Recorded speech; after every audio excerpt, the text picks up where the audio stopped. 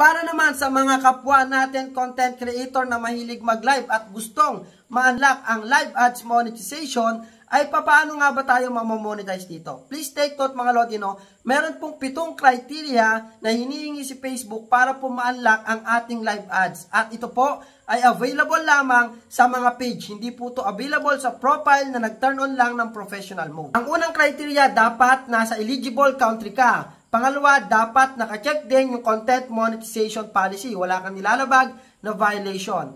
Pangatlo, dapat kinakailangan mong makagain ng 10,000 followers or more than. Pang-apat, kinakailangan po nating makagain ng total of 600,000 minutes views sa lahat po ng ating videos, mapa-reels man yan, long form video o kaya naman live, in last 60 days. Number 5, syempre, kinakailangan po natin mag-live. Required po yun kasi kinakailangan po natin makagain ng total of 60k minutes views sa live lamang po alone. Number 6 po ay kinakailangan natin na may upload tayo na at least 5 eligible videos or more than. And then yung pang-7 po ay kinakailangan po nating mag-live ng 3 or more than sa last 90 days. Okay?